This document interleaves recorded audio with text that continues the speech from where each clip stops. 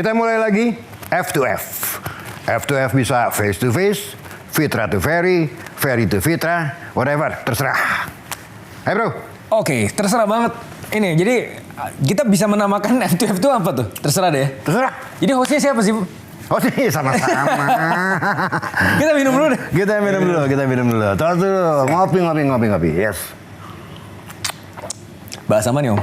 Kita bahas ini hari hot topic tentunya ya. Soal dolar.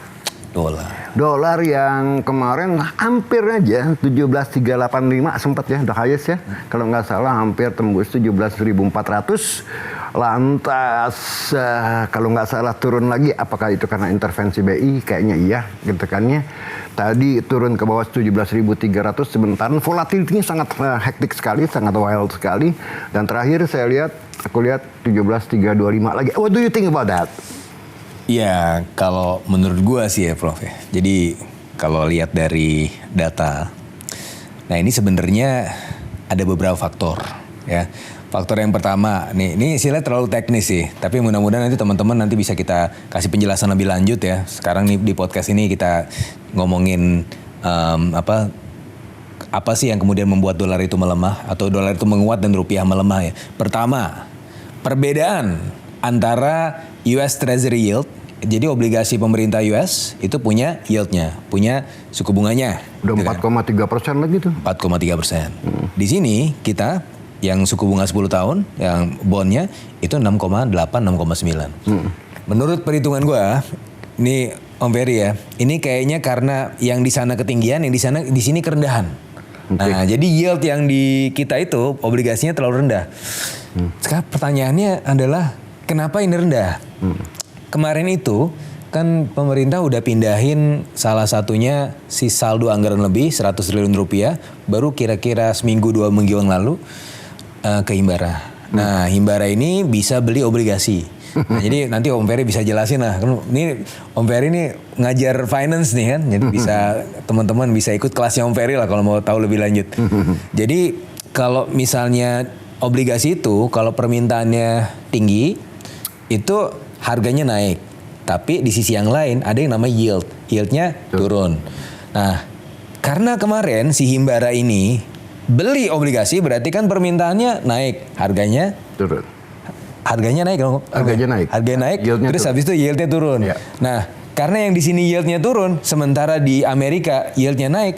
Saya kalau misalnya pegang duit nih, mau taruh di mana? Kasih yang yieldnya lebih tinggi dong. Nah, makanya pada kesana tuh Om. Nah, jadi menurut gue sih, kayaknya sih harusnya tuh dilepas aja. Jadi kalau misalnya yield obligasinya itu 7,3 aja tuh, itu sebenarnya rupiah bisa ya, baik. Karena gini, masalahnya kan spread.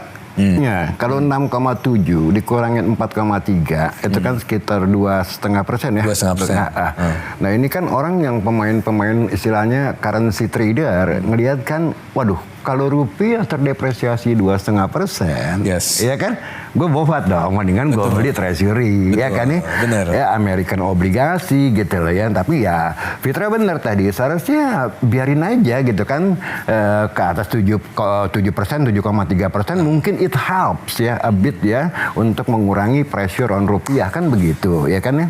Nah. Cuma gue mau tanya juga Om Ferry ya. Karena dulu tahun 98 gue masih kecil lah, masih SMA. Nah, Om Ferry kan udah ada di market tuh. Waktu tahun 98 kan krisis ekonomi itu. Itu apa yang membedakan rupiah pada tahun 98 dan rupiah tahun ini? Karena kan kalau rupiah tahun 98 sempat tuh peaknya 16.800. Nah, itu gimana tuh? Apakah kita mendekati krisis atau resesi ya Om Ferry? Enggak sih, ya pada waktu itu jangan disamakan rupiah dolar yang pada waktu itu 17.000 atau 16.800, purchasing powernya beda ya dengan dolar yang 17.000 ini hari. Atau purchasing power tuh teman-teman mungkin yang daya belinya ya. Nah pada waktu itu kan berkali-kali lipat dari 2.500 sampai ke 17.000 itu kan 6 kali lipat. Ekstrim banget ya. Dan itu sebetulnya tidak terlepas dari apa yang namanya gejala overshooting. Dari panik ya kan terjadi rush ke dolar, orang kabur semua dari rupiah sehingga overshooting sampai ke 17.000. Toh pada waktu Habibie naik dia terkoreksi lagi ke 7.000 ya. Banyak yang bilang waktu itu Habibie melakukan sesuatu yang penting Ini gara-gara Presiden Habibie-nya pada saat itu atau karena Bank Indonesia atau gimana tuh dulu sebagai pelaku pasar? Enggak. Kalau menurut gue sih gini, nggak mungkin lah dalam waktu dekat Habibie kan juga time frame-nya kecil sekali ya, cuma 1 tahun kalau nggak salah ya. Kemudian diganti gitu kan. Nah pada waktu itu udah jelas di currency market itu yang terjadi adalah lebay, overshooting, bukan karena Habibie melakukan kebijakan gitu kan. Dan kalau ngomong kebijakan kan memang udah diikat oleh IMF pada waktu itu, ya kan ya, pada waktu keterikatan kita sama IMF itu bagus apa jelek sih waktu saat itu? Ya pada waktu itu nggak ada other option, mau nggak mau harus menyerah dengan kemauan IMF pada waktu itu kan gitu, ya kan ya, kita ya kalau nggak ada option ya nyerah aja, walaupun mungkin kita punya beberapa opsi, tapi kalau nggak disetujui oleh IMF dan kita namanya udah cornered sama sekali, udah terpojokan, ya mau nggak mau accept it or leave it gitu kan ya. Nah itu yang terjadi. Nah kembali lagi ke pasar currency pada waktu itu, karena memang pada waktu the first in Asia ya pada waktu itu ya, sebelumnya kan Latin Amerika ya tahun 80-an ya kan, masalah-masalah ada kayak Mexican peso, ada Mexican peso, Argentina dan segala macam. Ini yang namanya tiba-tiba tahun 94 dipuji-puji sebagai Asian Tigers, termasuk Indonesia ya waktu itu peer kita Thailand ya kan, Taiwan kan,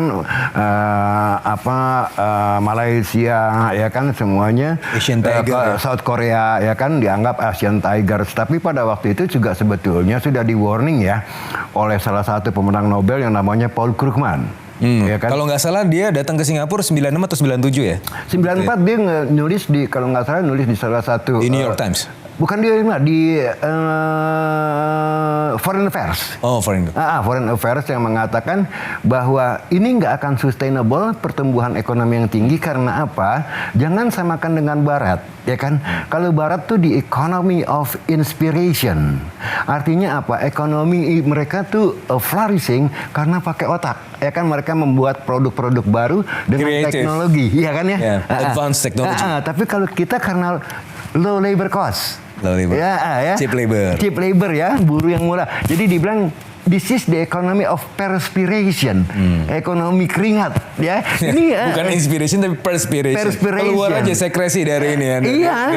Iya, at the end of the day kan marginal return of labor kan turun. Semakin banyak labor you put ya kan in the economy kan, semakin akhirnya produktivitasnya turun ya kan ya, dengan physical capital yang sama. Nah itu kembali lagi ke tahun 98. Nah sekarang nggak bisa disamakan dengan tahun 98. Karena apa? Tapi sebentar Prof, ini kan sebelum kita bandingin, tapi gue ingat waktu itu tahun 96 ada ekonom-ekonom yang ditanya ketika Thailand udah terpuruk tuh. Iya. Indonesia is not Thailand, kita akan survive. Nah ternyata akhirnya terpuruk juga.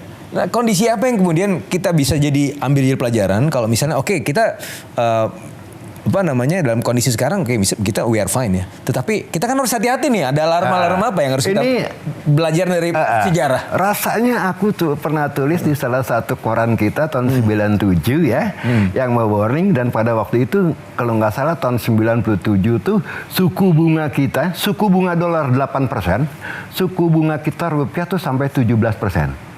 Ya kan. Nah di sini aku bilang, waduh ini gila nih. Ini orang semua dengan spread yang begitu tinggi, ini duit masuk luar biasa ke Indonesia ya. Yang istilahnya kan pada waktu itu bank-bank tuh bullish banget ya. Semuanya. Sampai ngucurin kredit untuk grup-grupnya. Tapi yang satu yang harus diwaspadai adalah current account deficit. Iya, pada waktu itu yang terjadi adalah kalau nggak salah sampai 6% atau berapa persen current account deficit kita, yang orang bilang wah ini nggak sustainable, ya kan ya, ini udah terlalu nih, ya kan ya, bahwa import kita nih udah ketinggian gitu kan, jasa dan goods ya, sehingga ini pasti orang akan lari ke dolar gitu kan, permintaan akan dolar pasti tinggi gitu kan ya. Nah itu yang membuat akhirnya begitu terjadi twin deficit ya kan, current account deficit plus budget deficit, APBN deficit. Nah di situ harus hati-hati. Karena apa? Yang namanya spekulator semacam Soros, itu indikator yang mereka gunakan untuk mulai melakukan apa yang namanya speculative attack. Gitu. What do you think? Ya, ini menarik sih ya, ke Soros itu speculative attack. Gue juga jadi ingat Krugman itu pernah nulis mengenai beberapa tipe crisis. The canonical model crisis, the first generation, the second generation crisis model, and the third generation crisis model. Yang second generation canonical model ini itu yang terjadi di Deutsche Mark crisis. Nah, ini menarik nih. Jadi tadi ke Soros dia masuk speculative attack, even Bundesbank yang pada saat itu sangat kuat ya. Itu pun kena terjangan aksi spekulasi karena waktu itu Prof Ferry kalau kita ingat tahun 90-an itu kan unifikasi Jerman Barat sama Jerman Timur. Nah, ketika ada unifikasi Jerman Barat sama Jerman Timur, Bundesbank itu yang udah sangat kuat, prudent, menjaga inflasi, menjaga nilai tukar, tiba-tiba harus lebih fleksibel. Nah, kalau istilah moneternya itu rules versus discretion. Dia rules terus ya gitu kan, sesuai dengan peraturan, sesuai dengan buku, tiba-tiba bebas. Nah, ketika ada perubahan behavior itu speculative attack. Iya. Kita juga kejadiannya di krisis 98 begitu kira-kira ya? Kayak begitu, kurang lebih ya. Jadi yang namanya kita harus hati-hati. Tapi gini juga, jangan menyalahkan orang-orang seperti Soros ya. Orang-orang seperti Soros ini itu pencari cuan aja ya? Iya, ini bukan pencari cuan. Mereka sebetulnya menjadi warning ya, early warning. Hey man, lu nggak bener ngurus ekonomi lo, ada gue loh yang akan menghukum. Kan berarti gitu. ini kayak burung pemangsa, vultures. Iya, kayak istilahnya begini, hati-hati man, lu ngurus ekonomi lu nggak benar, ada gue loh, ya kan? Gue akan serang currency lo. Selesai. Artinya apa? Mereka ini sebetulnya on the other side of the coin termasuk bagus. Bagusnya apa? Jangan ngurus ekonomi sembarangan gitu loh ya. Sebab ada ini nih, ada bilang nih, ada albojonya nih. Ya kan? Lu salah, selesai loh. Ya jangankan kita lah ya, negara ece-ecean dibandingkan Bank of England pada waktu itu, jangankan BI ya. Bank of England tahun 92 dia hajar Mas Soros juga akhirnya toh depresiasi dia punya. Ini Soros ini apa sih? Highlander, dia hidup panjang banget ya. Iya gila ya. Hampir 100 gitu sekarang ya. Tapi dia nggak ini ya, nggak apa ya, nggak punya perasaan ya. Memang karena dia mau cari uang aja dan dia memang. Iya itu wajar, ya? Itu wajar yang namanya kita running the money kan mencari opportunity ya kan. Agnostik lah ya. Iya, itu agnostik nggak ada. Aduh gua kesian ya Indonesia rakyatnya miskin. Misalnya gitu ya, nggak ada. Nggak ada. Lu ya salah sendiri gitu kan. Ya berarti lu harus memperbaiki ekonomi lu sendiri. Nah, kalau gue sih mencari cuan aja gitu mungkin kira-kira ya. Iya, buat mereka yang penting cuan. Semua bukan negara kita aja. Oke, mungkin kita break dulu, Om Ferry. Nanti kita akan hadir lagi sejenak setelah break.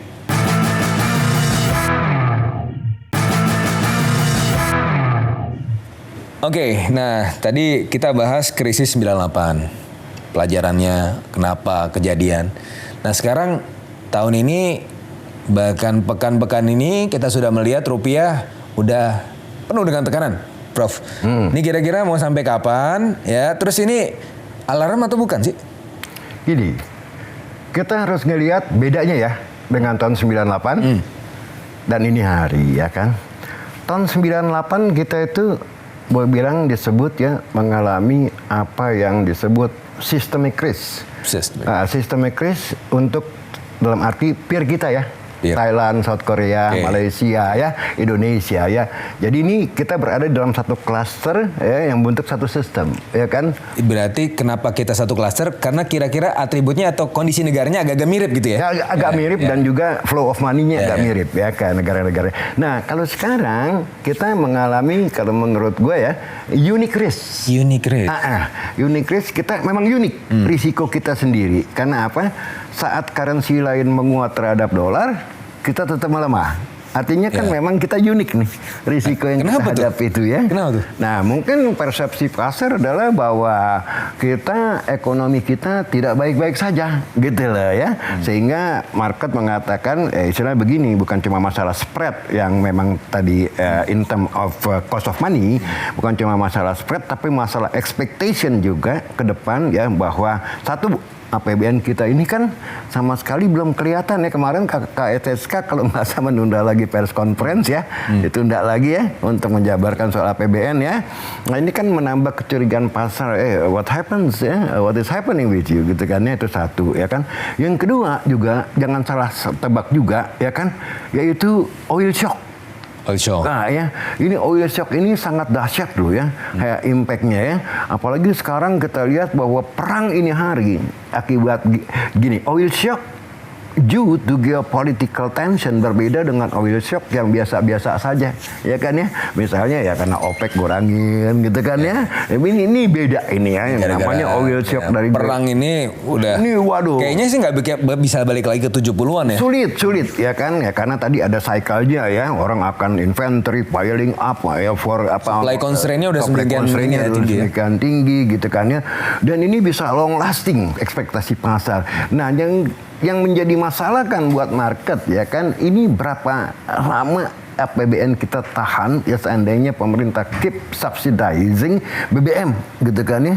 Nah yang kedua ya kan, ini kita belum berasa nih ya kan inflationary ini nih apa fenomena imported inflation imported inflation akibat daripada oil shock ini belum berasa karena apa? Mungkin produsen masih pakai stoknya yang lama gitu kan ya, sehingga belum dipass through ke harga akhirnya ya kan. Nah tapi saya yakin bulan Mei ini mungkin udah mulain orang pakai, produsen ini memakai stok yang baru dengan harga minyak yang tinggi dan harganya dipass through ke end produknya ya kan ya. Nah kita lihat aja bagaimana minyak goreng udah naik 20% loh ya kan ya. Nah tapi gini Prof, ada beberapa dilema ya. Jadi kalau kita lihat lagi efek fiskal, subsidi dan kompensasi energi kenapa perlu harus dipertahankan at the present condition? Karena memang sesuai pembahasan kita yang sebelumnya, Prof. Middle class kita kan lagi ketekan nih. Jadi tabungan mereka 98,8%, middle class itu on average 1,6 juta rupiah. Posisi di bulan Maret 2026 tahun ini ya, itu data LPS. Nah dengan kondisi mereka yang kondisi tabungannya turun terus, itu artinya kan menunjukkan bahwa mereka income-nya anjlok terus. Betul. Dan kalau kita lihat bandingkan misalnya posisi middle class kita, populasinya di tahun 2019 itu 57,9 juta. 2024 itu tinggal 47,3 juta. Di tahun 2025-nya itu tinggal 46,7 juta. Jadi tahun 2019 sampai tahun 2025 itu anjlok 11 juta orang. Yeah. Nah, jadi dalam kondisi seperti itu kayaknya sih kita bisa memaklumi ya kenapa pemerintah pemerintah itu nggak naikin harga dulu lah sementara waktu kan. Nggak masalah, it's not the point. Yang jadi the point is ya kan, ini masalahnya berapa kuat kan gitu pemerintah, berapa lama pemerintah bisa menopang subsidi BBM ya kan untuk tidak mengorbankan daya beli rakyat kecil lah ya kan ya. Ini bisa COVID-like situation nggak sih Prof? Jadi Fitch itu kemarin sudah ngasih pengumuman kalau misalnya kondisi Indonesia ini itu kalaupun breaching 3% lebih, itu mereka masih bisa nerima karena ini peristiwa geopolitik yang tadi Prof Ferry juga bilang ini nggak tahu kapan selesainya dan mungkin harga minyak dunia udah di $100 per barrel gitu kan. Jadi dalam kondisi seperti itu bisa nggak kita secara transitori, secara sementara untuk memperbolehkanlah fiscal deficit lebih dari 3%? Atau gimana? What do you think, Prof? Iya, masalahnya gini, walaupun memang it is justified, ya kan, boleh dibilang Fitch boleh bilang oke lah kita maklumi lah ya. Ini kan the situation is quite different kan ya, memangnya. Tapi kan balik lagi kan market mempertanyakan, ya kan ya, berapa lama ini sampean punya duit untuk bisa mempertahankan subsidi gitu kan ya. Itu satu. Yang kedua, kembali kalau kita ngomong ke APBN, jangan lupa juga apakah kita bisa mempertahankan budget apa penerimaan pajak seperti yang dicanangkan dalam APBN. Karena apa? Kalau harga minyak ini terus-terusan apalagi sampai 2 tahun ke depan ya masih tetap stay above 100 kan bukan tidak mungkin ya istilahnya equilibrium lah. Iya, bisa terjadi PHK besar-besaran. Ada peluang nggak, Prof, kalau misalnya di 100? Jangan-jangan ini peluang buat renewable energies?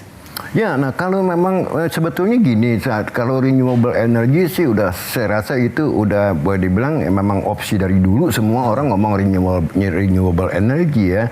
Tapi yang jadi problem di kita ini adalah kalau kita ngomong renewable energy itu entry point-nya di mana?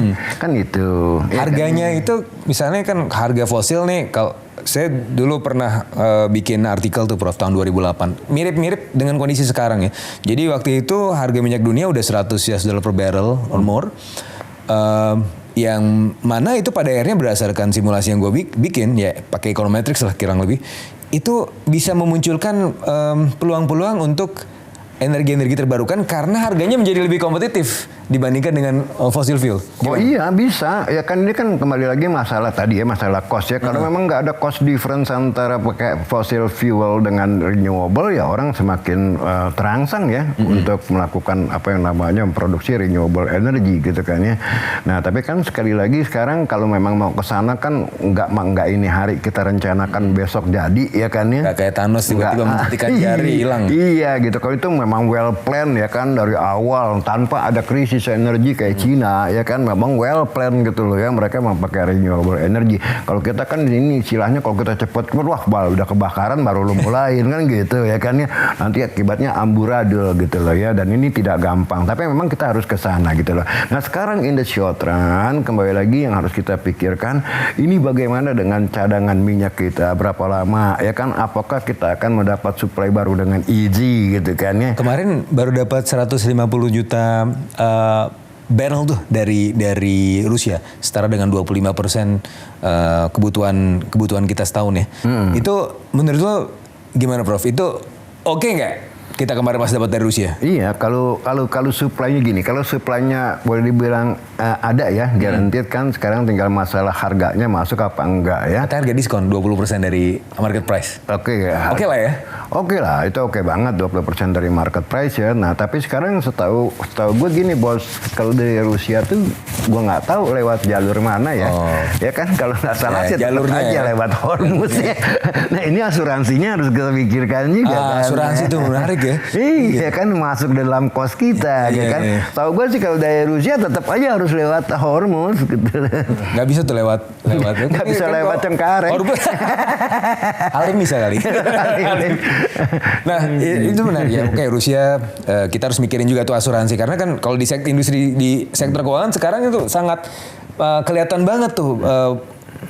Teman-teman asuransi udah saya nggak mau cover itu, nggak mau cover karena resiko terlalu tinggi ya. Betul. Kalau dari sisi logistik ya. Betul. Nah tapi kalau yang itu di sektor keuangan, risiko sektor keuangan. Tapi kita juga lihat nih di sektor real ya, plastik, berarti tukang gorengan, ya kan. Terus kalau kita lihat nilai tukar, risiko nilai tukar, tempe, kita kan masih impor tuh, naik. Nah jadi ini kan orang-orang kecil semua. Plastik buat tukang gorengan, ya. Terus kita belum bicara tadi, Prof Heri bilang udah harga minyak goreng udah naik. Terus belum lagi tempe yang biasanya juga teman-teman di middle class ini kan konsumsi tempe juga nih. Iya, kan masih impor itu. Tuh gimana tuh Prof? Gimana solusinya supaya rupiah ini setidaknya kembali menguat lah? Kalau misalnya kalau kita lihat beberapa variabel-variabel tadi, mana yang perlu dicarikan solusinya terlebih dahulu? Kalau nggak salah ya, ini forward rate-nya 1 tahun ke depan itu dolar 17.780 atau 17.800 ya, forward rate ya. Kalau udah forward rate berarti itu sebenarnya udah di-anchor ke arah sana dong. Ke arah sana gitu kan, tidak-tidaknya orang udah expecting bahwa itu akan ke arah sana. Nah sekarang kita ngelihat bahwa ini adalah unique risk dari country kita, karena tadi kan misalnya adalah currency lain, pada saat currency ringgit menguat, Singapura menguat, kita malah melemah terhadap dolar. Tentu yang harus dipikirkan kembali lagi, the very first thing yang harus we have to think of adalah kembali lagi masalah APBN bos. Ya kan nggak bisa lain, kalau rakyat kan nggak bisa apa-apa. Nah sekarang masalahnya gini, tadi tempe naik, plastik naik, minyak goreng naik, apa aja semua. Kalau minyak naik semua pasti kena gitu loh ya kan ya. LNG juga kena ya kan, semuanya yang terkait dengan komoditas gitu loh. Nah sekarang bagaimana caranya kembali mendapatkan kepercayaan masyarakat bahwa APBN kita nggak kedodoran banget loh, tapi show the number dari mana angkanya gitu kan ya. Nah itu yang paling penting, sebab market kembali lagi melihat sekarang nih banyak beredar rumor ya bahwa ini kita akan running out of cash APBN kita ini 2 bulan ke depan loh. Nah itu ekspektasi market yang kita nggak bisa bilang lu salah, nggak bisa ya kalau kita nggak menunjukkan numbers gitu kan ya. Oke. Nah tapi ada satu fenomena yang menarik juga Prof ya. Jadi kan sekarang yang membedakan antara tahun ini dengan tahun lalu Cortex nih. Menurut gua Cortex itu jadi game changer loh.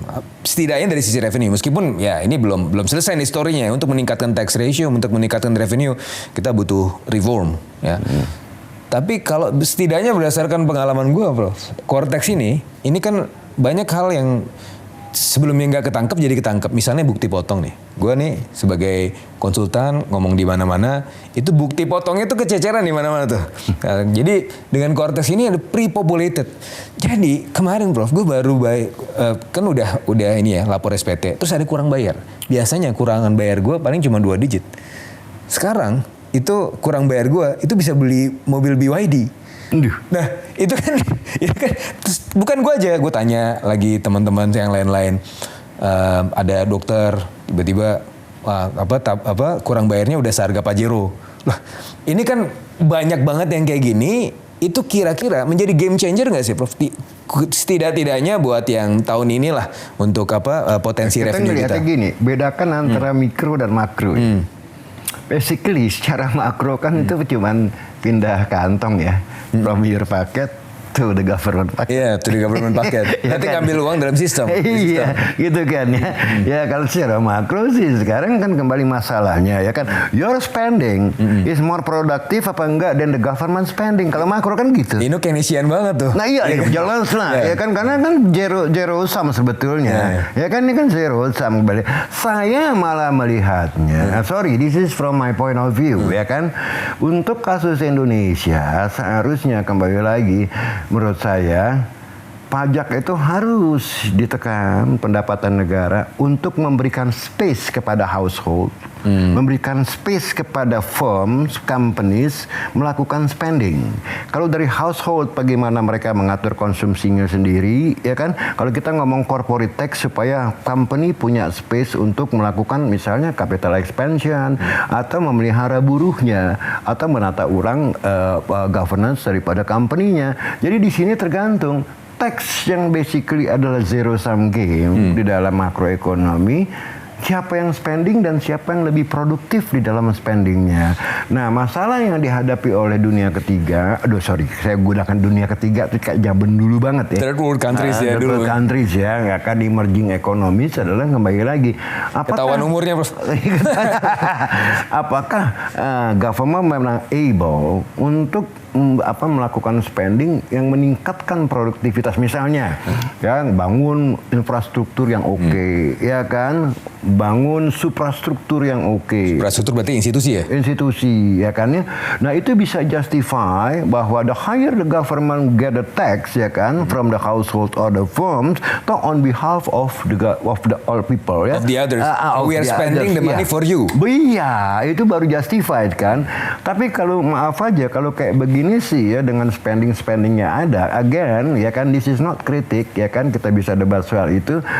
I'm not sure bahwa pemerintah melakukan spending yang memang produktif gitu loh. Jadi ini at the cost of household and at the cost of the firms ya kan, sebagai bagian daripada economic agent di dalam kerangka makroekonomi gitu loh. Makanya what I'm fighting for is ya kan, lakukan downsizing birokrasi ya kan, sehingga punya space untuk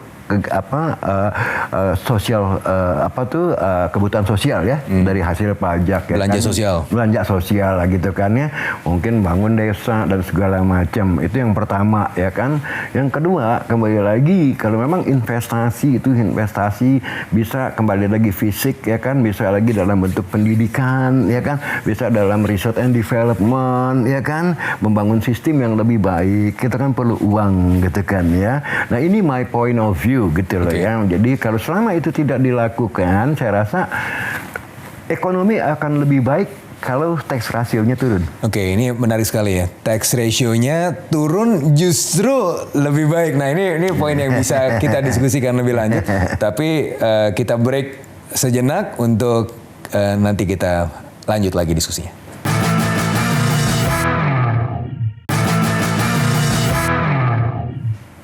Ya, jadi menarik sekali tadi yang disampaikan oleh Prof. Ferry ya, bagaimana uang masyarakat ini digunakan untuk hal-hal yang produktif. Jadi ibaratnya gini, tadi kan kita diskusi mengenai pemerintah narikin pajak dari masyarakat, ya kan? Tapi debate-nya adalah apakah belanja yang dilakukan oleh masyarakat itu jauh lebih produktif dibandingkan belanja yang dilakukan oleh pemerintah. Itu kan sebenarnya di BT di situ ya. Jadi antara private sectors, household level atau pemerintah. Sebenarnya kan kalau kita bicara secara hypothetical ya, meskipun ya kalau kita secara empiris mungkin bisa berbeda-beda.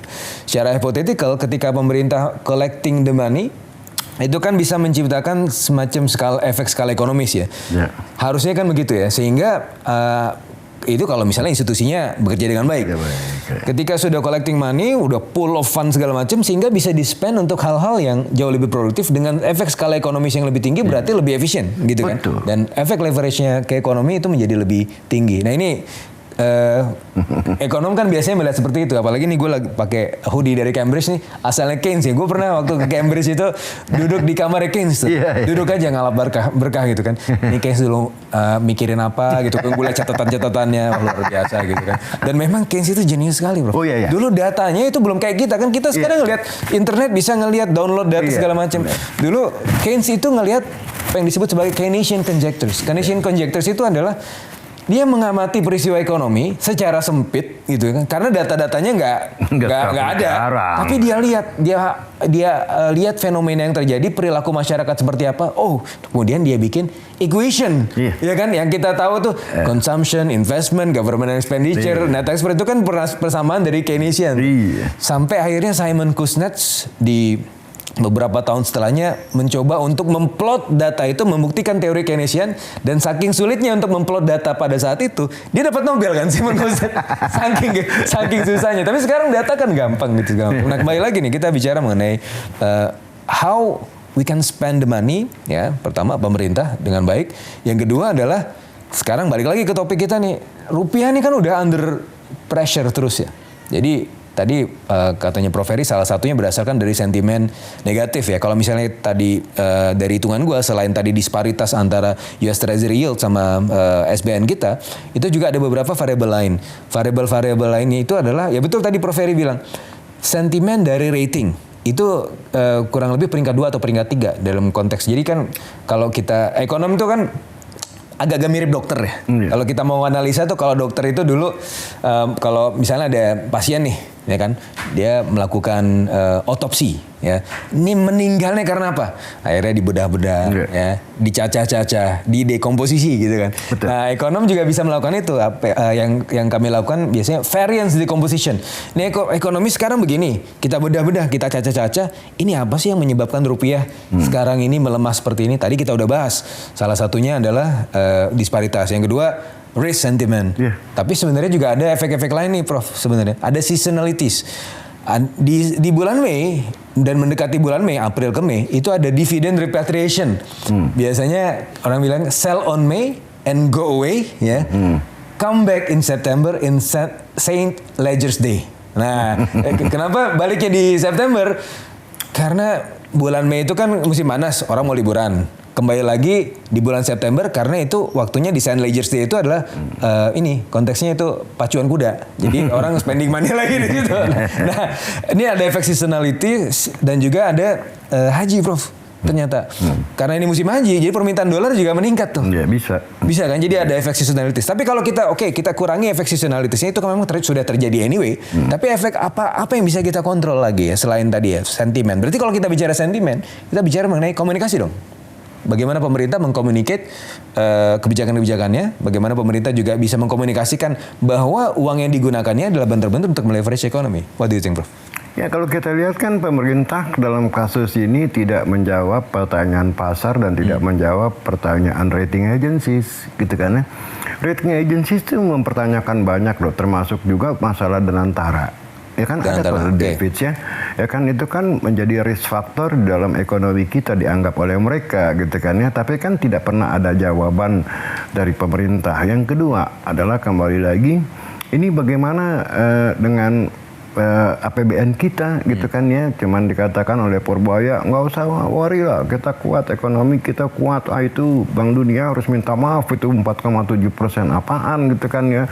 Kita 6%, tapi kan nggak ada angkanya kan gitu ya. Jadi ini juga harus dipertimbangkan. And market, you cannot fool the market gitu kan ya. Mereka punya reason sendiri dan mereka punya logika sendiri gitu. Kenapa rupiah terus tertekan? Kalau pemerintah memang komunikasinya kayak begitu kan berarti ya istilahnya begini, I don't trust what you say gitu kan.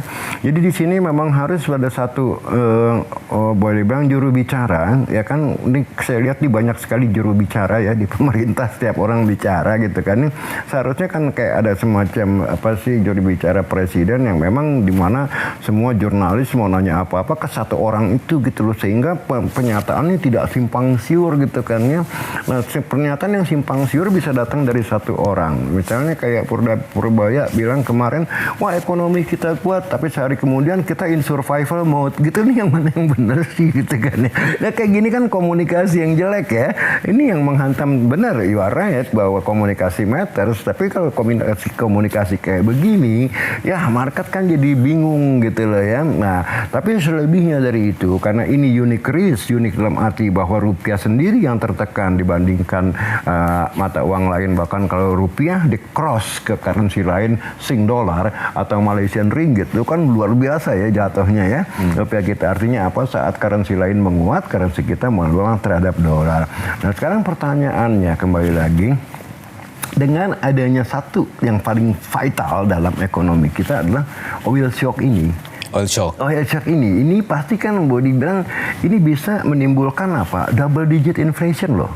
Ya kan ya, kalau kita lihat harga minyak goreng naik 20%, 25%, belum lagi yang lain nih barang-barangnya, tempe, tahu segala macam. Bukan tidak mungkin nanti baru berasa nih. I'm afraid baru berasa nanti di year on year inflationnya bulan Mei. Karena bulan Juni udah pastilah ya, karena mereka udah nggak pakai stok lama, tapi stok baru yang mengikuti harga minyak yang baru, gitu kan ya. Nah kalau sampai double digit inflation, ini bisa menambah pressure terhadap rupiah, bos. Ya.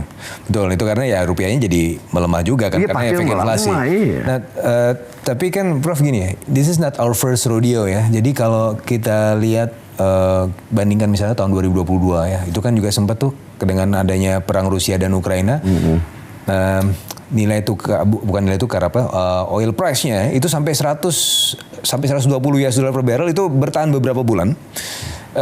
Dari bulan Februari sampai bulan September ya, akhirnya memang kita terpaksa harus melakukan penyesuaian harga pada saat itu di tahun 2022. Tapi sebenarnya ada satu hal yang unik ya yang terjadi di tahun 2022. Pemerintah waktu itu mengintersepsi dari sisi supply beberapa komoditas yang volatile. Nah, salah satunya cabai. Waktu itu Pak Jokowi itu bilang tuh kalau nggak salah bulan Agustus ya. Bulan Agustus beliau bilang lewat Pak Tito juga, ini kita harus nanam cabai nih. Banyak yang mikir ini ngapain nanam cabai ya? Tapi kan cabai itu masa tanamnya 3 bulan, Prof. Jadi bulan Agustus itu disampaikan, bulan September ada 30% penyesuaian harga BBM, di bulan Oktobernya itu ada deflasi cabai karena dia 3 bulan kan, panennya 3 bulan udah kelihatan tuh. Nah di tahun itu inflasi kita less than 6%. Mungkin ini pelajaran juga, Prof. Tadi kan Prof bilang minyak goreng, terus komoditas volatile food tadi yang saya bilang juga salah satu cabai. Apalagi orang-orang Indonesia tuh sukanya sambal ya. Sambal itu berarti tomat, bawang merah sama cabai, itu di mana-mana terjadi tuh volatile food. Kan harus ada sambal. Sambal kan komponen ini aja, tomat, bawang merah, cabai. Nah kalau misalnya kita bisa melakukan intervensi di sini ya, dari sisi minyak goreng misalnya, entah apa jalur logistik dari CPO kita masuk ke hilir supaya ya harganya nggak terlalu bergejolak, itu bisa juga mungkin ya Prof. Atau dari sisi tadi ya volatile food ada intervensi. Bisa nggak sih nanti ini untuk tetap menjaga supaya tadi kan ketakutan kita jangan-jangan double digit nih. Ya, mudah-mudahan dengan kalau begitu bisa nggak Prof? Ini bisa tetap dijaga di level yang ya kalaupun maksimalnya kan sekarang Bank Indonesia 2,5 plus minus 1% nih. Ya maksimalnya 4% lah kalau misalnya the worst case conditionnya kejadian. Tapi sebelum lo jawab Prof, kita break sejenak.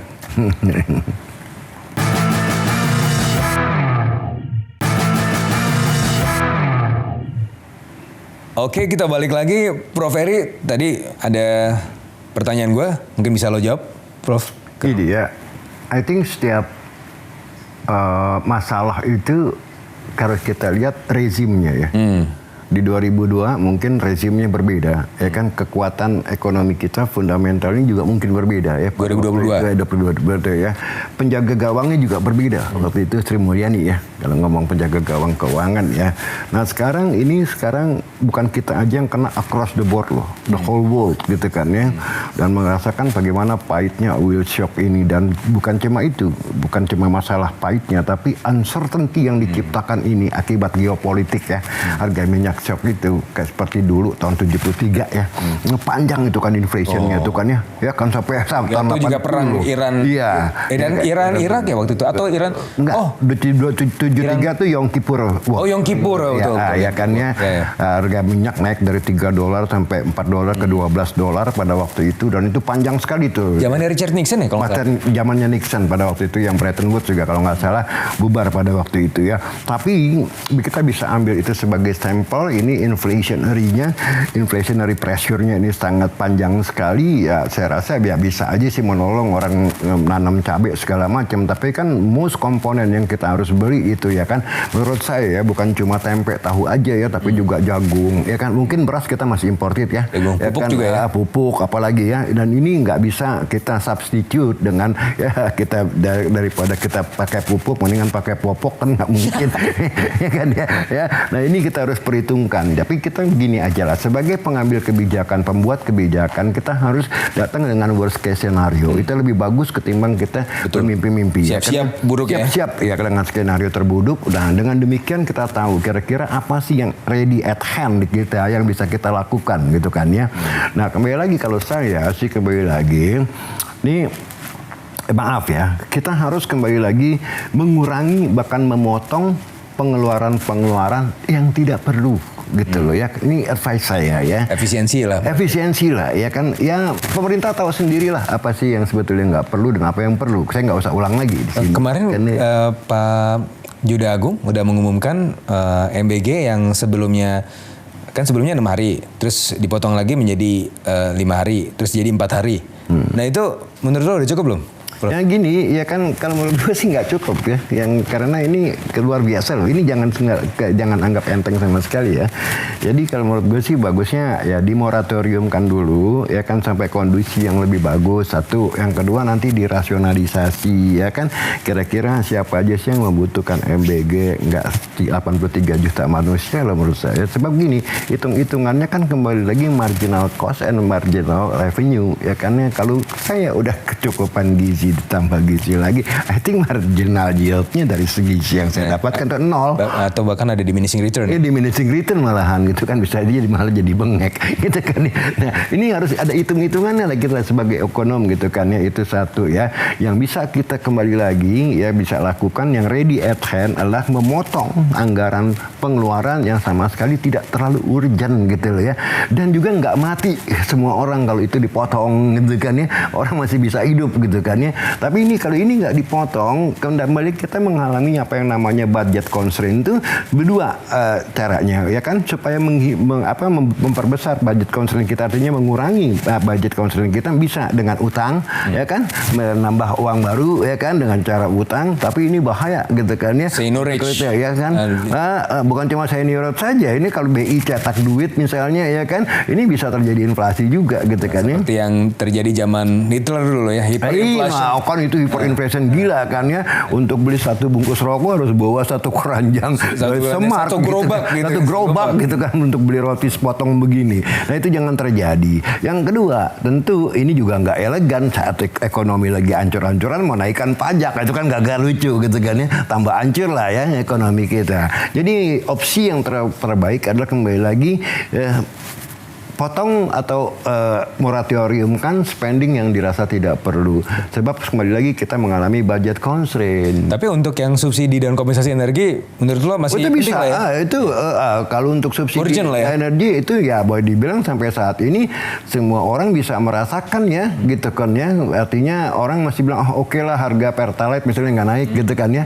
Waduh mereka senang gitu kan ya. Tapi kalau untuk spending kayak MBG begitu mau dipotong juga malah banyak yang bilang, oke terima kasih Bapak ini dipotong, apalagi untuk subsidi BBM kan gitu ya, rasionalisasinya gitu, rasional reasonnya. Nah sekarang kita harus memilih gini kan, nggak bisa kita dua-duanya melakukan ya kan tanpa memotong pengeluaran yang tinggi tapi tetap subsidi BBM. Ini menjadi pertanyaan pasar, how long you can go gitu kan? Itu kan jadi akhirnya orang bilang wah jangan-jangan 2 bulan lagi duit lo habis, you are running out of money. Ya akhirnya terjadi currency attack gitu. Ya berarti kita sangat menantikan lah ya pengumuman. Ya itu memang bagus ya dari 6 hari menjadi 2 hari. Tapi kalau bisa kenapa nggak 0 hari dulu kan gitu. ya kita bisa berdebat lagi soal itu bro. Tapi balik lagi ini soal ini ya apa namanya rupiah lagi nih. Terus oke, sentimen kita kurangin. Apalagi Prof buat menguatkan rupiah karena kalau memang dalam kondisi umumnya memang ya tadi forward looking kan 17.800 lah. Good question ya, tapi sorry ini pasti menyinggung masalah manpower ya. You know what ya kan, Greenspan sebagai kepala bosnya The Fed dulu. Ya dulu batuk aja market udah bereaksi. Batuk ya. Dia orang cuma ngelihat pada waktu dia mau FOMC, ini dia bawa map tebal apa cuman segini. Ya. Market cuma ngeliat, tebal nih bang, gini ya kan. Nah, manpower itu matters untuk credibility gitu lah ya. Misalnya siapa sih penjaga gawang kita nih, ya kan masalah budget ya kan ya. Orang yang bisa dipercaya market atau tidak. Karena kembali lagi semua depends on this person. Gitu lah ya. Jadi sorry to say that ya kan. Kalau bauran kebijakan gimana bro? Jadi ada fiskal, ada moneter? Enggak ngefek. Sekarang apa yang bisa dilakukan oleh moneter dalam kasus ini? Moneter kan untuk negara-negara seperti bahkan untuk semua negara kan tergantung mobilnya. Dia kan sebetulnya sebagai driver untuk ngegas atau ngerem. Ya ini menarik ya. Jadi kalau sekarang ini kalau kita lihat, gue sedikit sepakat dengan Prof Heri karena sekarang kan tekanannya adalah cost push inflation. Nggak bisa cost push inflation sementara kalau rate itu kan bicara mengenai demand. Nah demand kita kan sebenarnya ya kalau misalnya dinaikin suku bunganya ya demandnya anjlok. Padahal masalah costnya ini belum selesai. Nggak selesai kan? Ya, karena ini bukan karena akibat kebanyakan duit gitu lah. Ini karena memang exogenous. Jadi baik lagi. Jadi ada teman-teman yang bilang kenapa sih BI nggak naikin suku bunga aja? Hancur lah ekonomi kalau naikin suku bunga. Nah makanya yang kemarin ya tadi kan hitung-hitungan gue harusnya kalau dari sisi market mekanismenya ya udah dilus aja tuh SBN 7,3 7,5 kan itu bisa mengurangi disparitas tuh antara yang di US sama yang di sini kan? Lebih menarik kan untuk megang SBN rupiah karena tadi spread cuma 2,5%. Gini aja lah gampangnya, spread 2,5%, sementara market expecting bahwa rupiah akan terdepresiasi lebih dari itu 5%. Siapa yang mau pegang SBN? Menarik. Ini menarik banget. Nanti gue akan bahas lagi, tapi kita break dulu.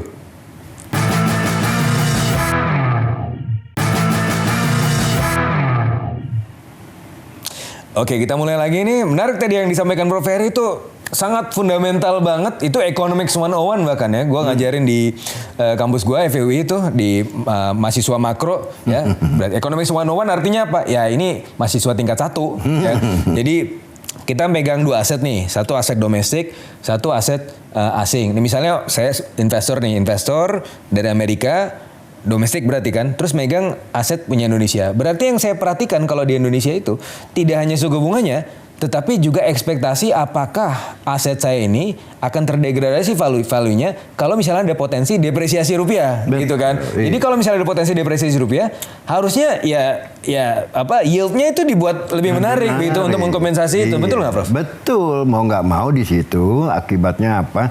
Bahwa untuk menarik investor asing membeli aset dalam bentuk rupiah, aset ini harus memberikan yield yang bisa mengcover risiko depresiasi depresiasi daripada currency-nya, kan gitu, ya kan, simple, itu nggak usah sekolah tinggi-tinggi semester 1 bahkan, ya kan, itu diajarin, ya kan, interest rate parity, ya kan, ya. Nah, sekarang kemarin Purbaya munculin 100 triliun lagi dan membolehkan bank-bank membeli SBN. Akibatnya yieldnya turun, kan gitu, ya kan, harga naik, ya yieldnya turun, dan ini yang akan justru menjadi bumerang, backfire uang 100 triliun itu untuk rupiah, ya kan, rupiah jadi tetap stay under pressure gitu kan, ya, orang lebih prefer, wah kalau gitu gue tetap aja lebih pilih 10-year treasury di US ketimbang 10-year SBN. Exactly. Jadi sebenarnya simpel nih. Sekarang permasalahan rupiah ini memang ada masalah yang sifatnya fundamental. Tadi kita udah bahas ya, ada sentimen apa segala macam. Tapi ada yang sifatnya ya lebih apa ya? Secara teknis itu bisa dilakukan segera. Jadi dilepas aja SBN yield kita, nggak usah takut. Pemerintah kan ketakutannya adalah ini akan risiko fiskalnya meningkat. Tapi menurut gue sekarang risikonya akan lebih banyak kalau rupiahnya terdepresiasi lebih lanjut karena tadi ongkos importnya meningkat, ongkos produsen meningkat. Ya mendingan rupiah dibuat lebih menguat dulu, dilepas yieldnya ke 7,2, 7,5. Tapi habis itu bisa rupiahnya bisa menguat meskipun ada risiko fiskal. Tapi untuk menghadapi risiko fiskal itu balik lagi. Gini, sekarang kita lihat aja di dalam lelang-lelang terakhir untuk SBN itu kan yang biasanya tahun-tahun lalu yang subscribe untuk ikut lelang 3 kali lipat dari jumlah yang dilelang, sekarang kan tinggal cuma 1,1. Artinya kupon yang ditawarkan ini nggak menarik. Ya kan? Kenapa ya, mau nggak mau itu market mechanism. Ya mereka juga ngelihat ya kan bahwa ini nggak lagi nih, apalagi ngelihat rupiah dolar kumplung-kumplungan gitu kan, nih higher risk. Kalau higher risk then you have to offer me higher risk premium, ya dari premium gitu loh ya. Jadi kalau mikirin tentang masalah refinancing daripada government, utang government, ya mau nggak mau kemauan pasar kita nggak bisa fight loh. Ya pokoknya itu diserahkan aja ke ini ya, mekanisme teknis ya, mekanisme. Dan kayaknya sih kemarin itu kalau gue ngomong sama beberapa klien ya di fixed income ya, yang tertarik dengan SBN, katanya kalau 7,5 Pak Fitra, saya mau masuk karena itu menarik. Ya, oh iya gitu. Benar, mesti ke sana, spreadnya itu nggak bisa ngebohong. Ini kan masalah cost of fund and the risk. Ya, meskipun ya ada risiko fiskal, tapi minimal kan itu kan kita bayarnya ya nanti kan, yieldnya itu kan nanti kita bayar nanti kan, maturity-nya masih lama. Ya, tidak-tidaknya kita ada mitigasi di jangka pendek lah. Jangka pendek itu kan, suppose sekarang kita lakukan lelang itu kan baru setahun, nanti 6 bulan lah dibayar. Tapi kan Prof Ferry kan jagonya refinancing dan restructuring kan, ya, itu gampang lah ya untuk itu ya. Iya, tapi sekarang yang paling urgent nih ya the spread harus as such sehingga tertarik untuk megang aset rupiah. Sepakat gue. Nah, teman-teman ini menarik banget, kita bisa ngomong seharian ya, tapi terbatas durasi. Yang jelas ekonomi kita sekarang dalam kondisi yang sebenarnya masih baik ya, yang membuat rupiah itu tertekan sekarang itu adalah faktor-faktor yang baik itu sifatnya teknis maupun musiman. Tapi juga tadi saya sepakat sama Prof Ferry bahwa ada aspek-aspek yang perlu dibenahi ya, dari sisi misalnya komunikasi nih, kita harus bisa mengkomunikasikan, pemerintah harus bisa mengkomunikasikan dari sisi fiskal supaya nanti si rating agency ini bisa lebih pede buat masuk dan bisa kan, mereka rating agency itu ngasih merek terhadap satu negara dengan negara lain karena kan dia juga jualan. Ini lu bisa masuk ke sini karena ratingnya bagus dan segala macam ya. Jadi ya kita juga harus mampu berkomunikasi dengan baik dan ya mudah-mudahan podcast ini memberikan solusi ya. Tadi kita juga sudah membahas secara kritis beberapa aspek mengenai rupiah, kenapa terdepresiasi. Kita juga sudah membahas mengenai fiscal side-nya dan seterusnya. Ya, ini adalah solusi yang mudah-mudahan ya bisa dijalankan oleh pemerintah dan Prof Ferry. Terima kasih sekali masukan-masukannya. Sudah berpengalaman banyak banget, lama, bertahun-tahun di sektor keuangan. Mudah-mudahan kita bisa mendapatkan manfaat dari Prof Ferry nih. Dan sampai ketemu di perbincangan kita berikutnya. Sampai ketemu.